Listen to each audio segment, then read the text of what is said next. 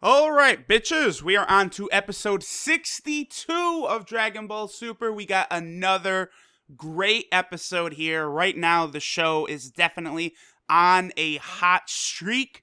We need this to continue. Shit, like what David Ortiz was doing this season. This hot streak needs to keep going. Dragon Ball Super needs to stay this damn good. All right, so this episode is called I'll Protect the World, the explosion of Trunks' raging superpower. Now, the first thing I want to get out of the way is there is no explanation for Trunks' new form or new power, and it's not talked about at all, besides Goku Black just being like, oh shit, he's a lot stronger, like something along those lines. I question now even if it is even a new form. I don't think so. It does just seem to me like it might be a temporary rage boost.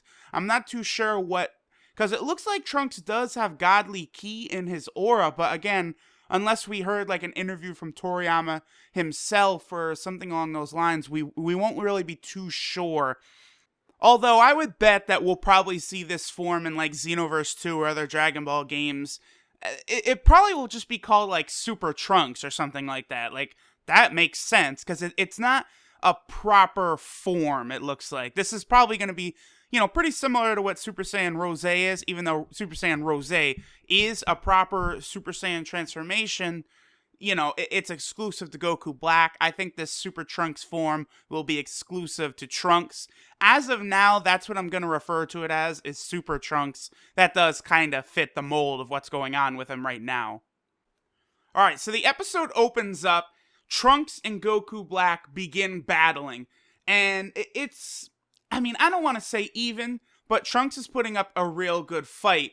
Now, Vegeta's kind of just standing around in awe of his power, and Zamasu actually jumps in and does another combo attack on Trunks, and it looks like Trunks might possibly be fucked up. And I'm thinking like, Vegeta, come on, boy. You can't just be standing there watching while Trunks is, going all out with Black and stuff like this right now. Like, that's no good, Vegeta. Now, Black and Zamasu do another one of their combination energy attacks, like that big giant energy ball that they shoot out, and Trunks is able to deflect it, and he knocks Zamasu back and begins fighting properly with Black again. Here, Super Saiyan Blue Vegeta steps up to Zamasu and says, no, motherfucker, I will be your opponent. So it's like, thank you, Vegeta. Don't let Trunks just get demolished by these two while you're standing there like, oh, I'm salty that he's so strong.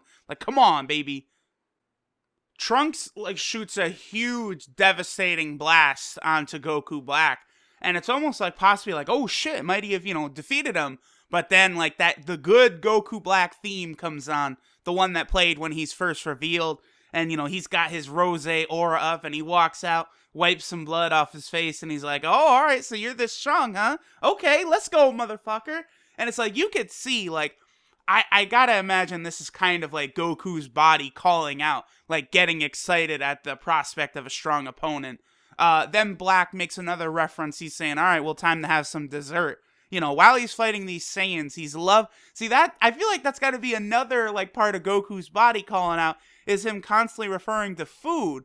When he defeated Vegeta, he called him an appetizer, and then once he's about to fight Goku, he's like, alright, time to move on to the main dish. Now he's talking about dessert. It's like, hey, man, Black, my boy, I can see exactly where you're leaning. You want some bento? You want some lunch, huh? So Black hits Trunks back, and then he, attacks Vegeta. But, him and Zamasu, they combine, and they basically KO Vegeta because they knock him out of his Super Saiyan Blue form. And Vegeta falls down to the ground pretty close to where Goku is. They're right next to each other. Trunks continues fighting both of them. He actually uses a Masenko, which had me real hyped. And he shoots a Masenko. It knocks both Black and Zamasu into a building. And, it blows up. And Trunks is doing almost kind of like a Vegeta attack, where he's, just a volley of energy blasts. And he tells Vegeta to escape into the past with Goku and find a way to defeat them. Trunks will hold them here. Now, Vegeta doesn't take long to decide. He agrees to Trunks' plan. He tells Bulma to prepare the time machine. He grabs Goku. They get in the time machine, and they're prepared to, zoom out of there. And Black sees the time machine, and he's like, oh, hell no, I'm not letting you get out of here. But Trunks' power is able to deflect it. Now, oh yeah, one detail I did forget to mention. At some point during these battles at the start of the episode here, Trunks, he declared again that he was going to protect the world, and his eyes did return. So the brawly type, mode he had with no eyes, that lasted for a very, very short amount of time. So Bulma, Goku, and Vegeta return to the past, and, Trunks and the Pilaf gang, like, they see that, future Trunks isn't there, so they're like, oh, okay, cool. So the past, like, everything is all good in the future, and Bulma gets out, and she is on Beerus's ass, because Beerus and Whis are still sitting there, and she's like, Black and Zamasu were still raging around, the city was destroyed, what the fuck? And it's hilarious, because you see Beerus, man, Beerus, he really does love Goku and Vegeta, and I feel like he does like Bulma too, because Beerus is like, oh, I see, nothing's changed, that's what I thought too. Trunks-kun's explanation made sense after all, and I'm like, bruh, this man, he just called Trunks Trunks-kun? Like, come on. He used an honorific, man. Beerus has not done that before. Like, obviously, he's just trying to appease Bulma. Like, that shit had me dying, man. Oh, shit. And it's funny because Whis comes in and he's like, yeah, Beerus, I don't think that's gonna do anything. Come on, Trunks-kun. Oh, Beerus, man. Beerus is a good character. I like Beerus a lot.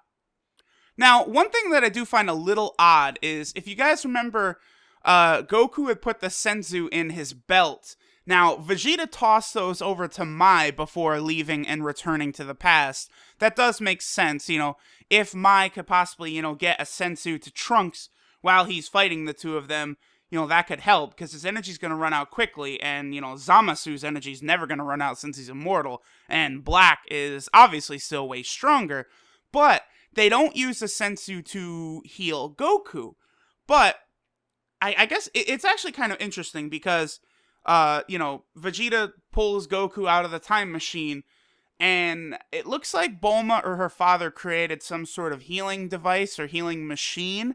I suppose this does make a lot of sense with how hard Vegeta trains and how hard Vegeta pushes himself. It seems like they had maybe created some sort of healing device, to probably help Vegeta out after he goes too wild in his training. And they pop Goku in this. Now, it does look very similar just to the bed that Goku was in after he had all of his bones crushed by Great Ape Vegeta in the Saiyan Saga. But judging by how quickly Goku just hops right out of this thing without having eaten a senzu or Dende healing him or anything, I mean, you have to assume this is some sort of healing device, because Goku, like, he really got blasted by Goku Black hard. Like, that little energy blade attack, he shot the 10 into Goku and they all exploded. Like, that was a really damaging attack. Goku's actually probably lucky that he didn't die, to be honest. And so, I guess, this is something that's gonna be here as a healing machine or whatever. So Vegeta explains the whole situation to Beerus and Whis, explaining that, Goku Black is not a doll created by the Super Dragon Balls, but that, it is the Zamasu from this world that, switch bodies with Goku and stuff. And, like, they kind of just do a recap of all the mysteries that have, been solved over the last episodes. And Beerus is like, oh, okay, well, that solves that. I killed the Beerus in this world, so we're all good. I don't care what happens in other worlds. Bye! And him and Whis leave. And right away, it's like, come on, we can see right through that. Beerus cares way too much. I knew exactly what he was going to do, and that he was going to head to the Kaioshin realm of Universe 10. Plus, there was that shot in the preview of the last episode, so I knew Beerus was going over there. But it does make sense. I was thinking that perhaps Beerus was going to go get the time ring from Goasu, and he was going to actually head to the future to help Goku and Vegeta out. But we'll get to that scene when we get to it.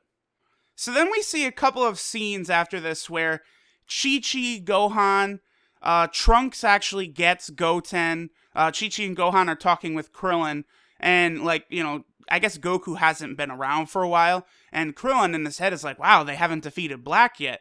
And so everyone basically descends on the Capsule Corporation. You see Piccolo, Krillin, Chi-Chi, Gohan and Goten, and well, because Trunks is already there, and Goten, they all end up showing back up at Capsule Corporation, and Chi-Chi's trying to figure out where Goku is, and, Goku walks, see, this is what I'm talking about. Goku walks outside, and he's like, oh, Bulma, I'm healed, but I'm so hungry, and he's got some bandages on and shit, but it's like, wow, okay, so whatever healing method Capsule Corp has developed is pretty good, considering they heal damage from Goku Black. Now, Chi-Chi had previously made a lot of food for Goku awaiting his return home, and, Goku sees that Gohan has, like, a big load of food on his back, all of the food that Chi-Chi had prepared, and Goku's like, oh, shit, those are some bentos, I'm about to eat that shit, and Chi-Chi's like, yeah, go ahead. So then we see a scene where Goku is chowing down, and he's like, I feel my energy returning, yeah! So then we have the next scene, which is sort of like a conference where everything is kind of like explained, to Piccolo, Krillin, Gohan, Chi-Chi, those who haven't been around this entire saga. And it's all explained, Zamasu, the Kaioshin from Universe 10, switching bodies with Goku, going to the future, attacking Trunks' world. Goku, is like, I won't forgive them. Not only did they steal my body, they also killed Chi-Chi and Goten. And, like, Chi-Chi, like, freaks out, like, Goten, what? And it is cool because you see Gohan is, like, shocked. And he's like, I didn't realize, like, something, he's singing to himself, I didn't realize something like this was going on. And he remembers back to when he was being a little knucklehead. Trunks is over at his house and, oh, jeez, I didn't even ask him why he was here. It's like, Gohan, come on. And you see Gohan, like, is, like, upset with himself. And I'm like, yeah, yes, this is what I'd like to see. Gohan, get mad with yourself. Kind of, get your balls back. I will say, don't anyone confuse this and think Gohan's going to come help out. That shit is not happening. Maybe later on in Dragon Ball Super, we'll see Gohan get to a point where he's cool again. But we definitely have not reached that point yet. It's going to take some time.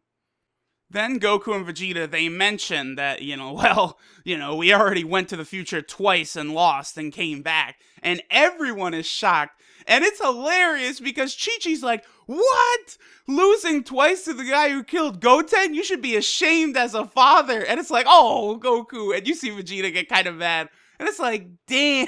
Oh, man. When Chi-Chi says it like that, oh, Goku, no, you gotta be ashamed. No, Goku. And Piccolo is kind of like, he's very surprised because he's like, for you to lose twice but still be able to come back to the past, they don't seem to be that strong. And Vegeta says, like, no, bro, we can't fight them head on. They are redonkulously strong. Vegeta does explain in detail why they're so powerful, because Goku Black, not only can he transform Super Saiyan, his Super Saiyan Rose form, but his power also increases each time he does battle. Zamasu, of course, uses Super Dragon Ball to switch for immortality, and Vegeta says that because they're the same person, their teamwork is perfect. So it's very, very difficult to fight them. And, they're all trying to think of a way, and Gohan is like, like, Father, can you think of a way to beat him? And Goku's kind of like thinking, like saying, like, it's difficult with both of them attacking us. The best we could do is stop their movements. And here's where Piccolo comes in and tells him that they can use the Mafuba, the demon sealing wave, or demon sealing, I don't know, a wave. Yeah, that's probably how it would be said, because Ma is demon, and then Fu sealing, yeah, demon sealing wave. All right, anyway. We then see, like, a quick flashback of when Master Roshi tried to use it on King Piccolo back in Dragon Ball. And if you guys remember, the Pilaf gang, they were there. They were present at that moment. And they recognize, oh, Piccolo Daimu, Demon King Piccolo. They're, like, shocked because, really, that is the last, like, pretty much the last time you see them, like, in the canon storyline. I mean, there was some filler at the very end of Dragon Ball, just before Dragon Ball Z started. But, like, the last time they've been seen in, like, the manga version was after King Piccolo, sends them off of the Pilaf airship that they're flying on. So, Goku is determined to learn the Mafuba, and Vegeta walks off. He's going to go train. Piccolo asks if he's going to go into the Room of Spirit of Time, and Vegeta doesn't really give a clear answer. He just says, work on sealing them. So, Goku gets up, and he's like, all right, how does it work again? And Piccolo laughs, and like he kind of gets into the stance, and he's like, "I'll show you how it's done." And Goku's like, "Okay, I'll go see Muten Roshi," and he uses the instant transmission and just fucks off. And it's like, oh damn, Piccolo was just about to show him too. Then Goku, he gets to Muten Roshi's house, and like they start working on using the Mafuba. You see Goku using it, and he's practicing on the turtle. And you see, Muten Roshi's kind of sitting there like, coaching him along or whatever. And you see time passes. It was night, and it goes all the way to morning. And here you finally see, after many attempts, Goku is actually able to use the Mafuba and get Kame, the turtle, into like a little jar that Master Roshi had created. And Roshi mentions that, after you actually get them into the jar, then you put a cover on it, you tie it, and then you put a talisman on it. Now, what he means by the talisman, of course, are those little slips of paper that were always on these jars or whatever that were used to seal, Piccolo Jr. when Kami tried to do it, when he was Shen at the 23rd martial arts tournament, by Muten Roshi when he was trying to seal King Piccolo. Tien was practicing it, trying to seal King Piccolo, and when Master Mutaito used it against King Piccolo, you would always see that little slip of paper attached to the jar. That's what Muten Roshi's talking about here. So then in the last scene, you see Beerus in the Kaioshin realm of Universe 10 with Whis, and they're talking with Goasu, and Whis is explaining, like, everyone's blaming Beerus for this, and, he's taking responsibility. And Beerus kind of slaps the table down, and he's like, if I went to the future, I could easily destroy him. But he says a god of destruction can't go through space-time. Now, I don't know if he means, like, there's some sort of restriction to where he physically can't go through time, or if he's just saying because he's a god, he can't go through time. It's very, very unclear. I think either possibility, either one of those two is very possible. Either that he just actually can't because he's god of destruction, or because it's like so taboo that he can't break the rules, even though Beerus clearly wants to get rid of Zamasu and Goku Black. Like, Beerus doesn't want this going around any longer. And Goasu says, like, okay, I'm the motherfucker who appointed Zamasu as apprentice after all. I'll go take responsibility and take care of this. So it looks like Goasu is going to use the time ring, and he's going to go to the future and possibly try and do something about Zamasu and Goku Black.